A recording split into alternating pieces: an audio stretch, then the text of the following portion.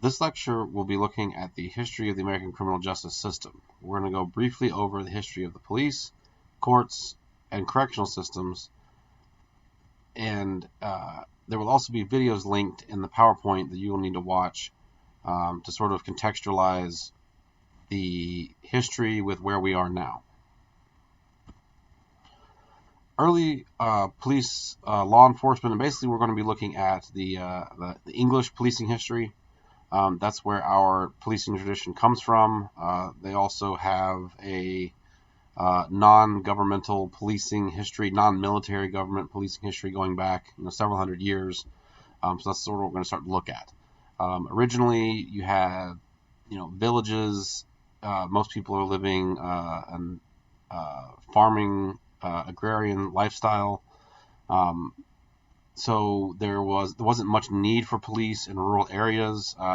Those small towns just sort of took care of themselves. As those villages got bigger, there was some communication between them and other villages, potentially even the larger central government. That's when you see these positions start to form. One of the earlier ones was known as the Shire Reeve, which is where we get the term sheriff from. And again, as cities expanded, that's when you saw a growing need for police forces. In urban environments, particularly around London, you had some different needs. So you started to see organized law enforcement agencies form there sooner, although they weren't governmental. You had the military that would do the will of the government, but we're talking late 1600s into the 1700s. You had organized groups of basically bounty hunters. They would go and get known criminals and bring them back to justice, but they weren't paid a salary. They were basically paid a bounty. In the early part of the 1800s, 1820s, to address growing unrest that was happening particularly in London, food riots, other types of civil unrest, they created the first non-military police force. And it was very important at that time to delineate themselves from the military because the military and the citizens had some bad encounters, which is very ironic when you think about the militarization of police in the United States over the last 40 years, and especially some of the tactics and things that have been implemented in the last few weeks. But that's the reason why police wear blue, because the military in England at the time wore red. So they wanted a very clear delineation. They also weren't armed. Most police officers in England to this day are not armed, but they wanted them to be a non-threatening force, a force to work with the community to help them to better their experience. So that's 1820s. The United States was already formed then, so we had taken some of those older models and developed it with our needs, with sheriffs and different positions in the United States. But as you see those large urban police forces develop in Europe, they start to develop here as well. So you see them in New York, Boston, Philadelphia, some of the earliest towns in the United States, major urban environments. As they needed a police force, they developed one. So as we see those police forces develop, we have a couple distinct eras of policing. The first era is the political era. This is where the police were basically just another gang. They were used as to serve the political will of whichever individual was in power at the time in that area, whether that's a mayor or governor. The police and the police officers were very corrupt. There wasn't a lot of training, a lot of education for officers, and it took a long time to get away from that. And it took the professional era, which was really ushered in, really fully following Prohibition and the breakup of some of the large political machines in places like Chicago, New York, Atlantic City, where you had a lot of control over the government by people that were looking out for their own best interests. So the professional era sought to address that, sought to hire officers based on education, train them better, have physical standards for them, implementation of technology like cars, radios, things like that. They also wanted to put the officers in those cars, let them to cover a larger area, but it also reduced some of the over-familiarization that they had with the communities, and reduced the ability of the officers to exploit businesses for daily items. The problem is that it removed too much of the familiarity. So by the time we get to the 1960s, 1970s, no one knows who the officers are in their communities. So we tried to address that with the community policing, putting officers walking the same beat, hiring officers that live in a neighborhood to work in that neighborhood, having people of similar cultural, ethnic backgrounds to be some of the police in the area, but you don't want to have that only be the police. You want to have multiple viewpoints on any given topic. The community era policing continues to this day, but it also evolved at the same time as the militarization of policing, and they're very counter in their approach. And we've seen the culmination of that here in the last few weeks, where the militarization of police has had a long-term, lasting negative impact on a lot of communities in this country. And so we need to go back to some of those community policing principles and ideas that we've had for 50 years, 60 years. They just haven't been implemented. I would like to you to watch the YouTube clip about police militarization, and remember that this video was made 6 years ago, I believe, and a lot of the same issues that are brought up here are still present today. So pause this video, watch the other YouTube video, and then come back and we'll continue the lecture.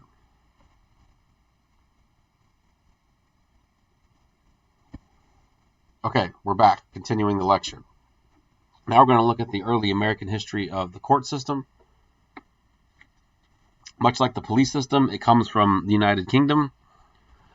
And it's the same sort of thing. The amount of courts in an area, the frequency with which a judge was in an area, it was based on need. So the early system that they had, and you may have heard the term circuit court before, circuit courts used to mean that the judge would move around from place to place. As we had a larger need for permanent courts in areas, it started to be that people would come to the court as opposed to the court coming to them. So that's one of the things that evolved as the frequency with which people engaged this type of service increased. Early court proceedings, and even still to this day, are based on a principle of stare decisis, which means the decision stands. So the way that a case has been argued in the past will typically be the way that a judge will argue a case in the present, unless there's some reinterpretation or readjustment of laws, social norms, something like that has happened. But that does happen. In the way that we view certain aspects of society, certain people in society, certain groups in society changes. Much like the early American police, early American courts were modeled directly off of this English system. By that point, the courts had been coming to, the people had been coming to the courts, so that's the system that was set up in the East. But as you saw the country expand in the West, they went back to the sort of traveling judge model, where the judge and potentially other law enforcement officials would move around from place to place and address the business that had collected since their last trip there. So the American court system is a dual system where you have the federal system superseding the state system. The federal courts always override the state courts. They basically have three levels in both of them. You have trial courts, intermediate appeals courts, and then courts of last resort. The court of last resort for the federal level is the Supreme Court. So you just have, you have the courts where the trials take place, courts where you're appealing a lower court's ruling, and then the court of last resort. One thing that has come up recently in the last 30 to 40 years, it's really taken a lot of power away from the courts, is mandatory minimums, where the legislature says that if this crime is committed, this person is convicted of this crime, they have to be sentenced to a particular amount of time. So it's really taken a lot of the power of the judge away and put it in the hands of the legislature, which is problematic because um, uh, the legislature's decisions are hard to readjust. They're hard to apply specificity to, and if there's one thing that so if you want to go on to policing or to law school, it's very important to note in criminal justice cases that every little detail matters, and if you change anything, you basically change everything, and that's just not something that a codified law can take into account in a lot of the cases. We've also seen specialized courts develop recently. Mental health courts, family courts were some of the first specialized court to develop over 100 years ago, and we'll talk about that later in the semester. Also, drug courts. There's really two types of drug courts. There's a good drug court and a bad drug court. From researchers' perspectives, bad drug courts are where they try to get first-time offenders and they try to, 18, 19-year-old charged with a marijuana possession, and they have to go through a year and a half of hoops to get the charge off of their record. It's labor intensive. It uses a lot of resources, and you're typically targeting people that might not necessarily have committed a lot of crime in the future anyway. Good drug courts, the kind that they have like in DeKalb County, for example, target high-risk offenders, high-risk non-violent offenders typically. So someone that's been arrested 10, 20, 30 times for drug theft charges who doesn't have a violent history. If we put resources into that individual, we could prevent dozens, if not hundreds, of crimes from being committed in the future, as opposed to focusing it on someone that may never commit another crime, another major crime. The resources need to be focused where they're going to do the most good. And one of the things that prevents that from happening is the politicalization of the court system. So please watch this clip about elected judges, and then we'll come back and finish the last section about corrections.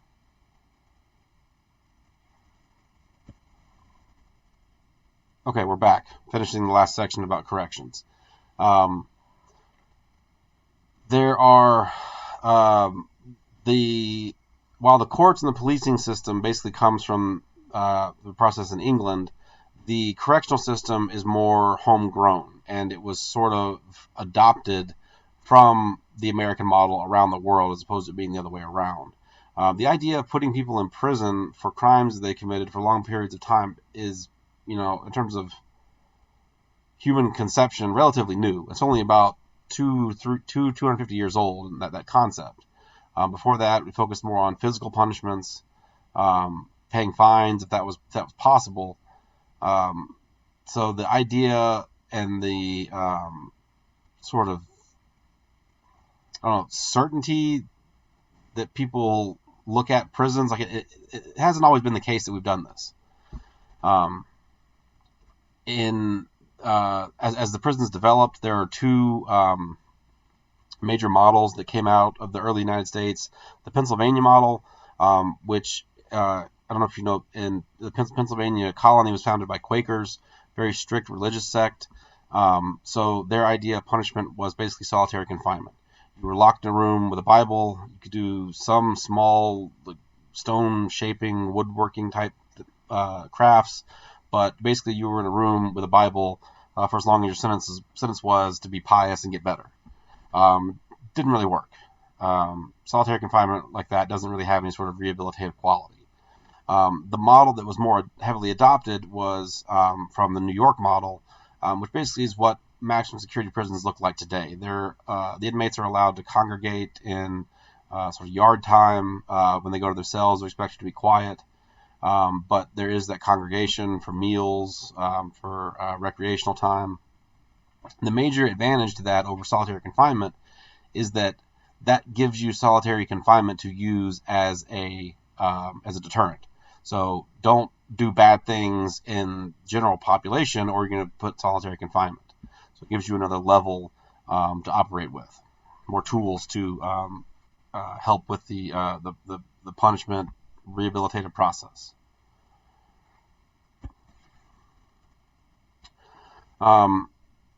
So we talked about early American incarceration. The federal system, much like with the court system, you have a federal system to handle the inmates that are processed through the federal court system, and you have the state system to handle the inmates that are processed by that system. During a lot of the war on drugs, the federal law enforcement agencies will allow state-level agencies and courts to prosecute offenders because that keeps them out of the system. It keeps the federal system smaller, and they have to pay for less upkeep on inmates. We have, over the past 40 years, seen a drastic increase in the amount of people we have incarcerated in the United States.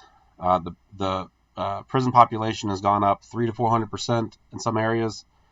We now have over 7 million people under some form of correctional supervision, and it's not a sustainable system. The cost that goes into that, if you think the amount of money that we spend on police is bad, in California they spend more money on the correctional system than they do on the higher education system.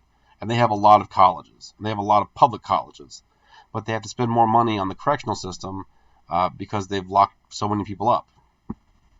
So please watch this clip about mass incarceration, about where the prison system is today, some of the major issues facing it, and just sort of keep that in mind as we look at a lot of the criminal justice policies and practices that we're going to talk about throughout the course of this semester.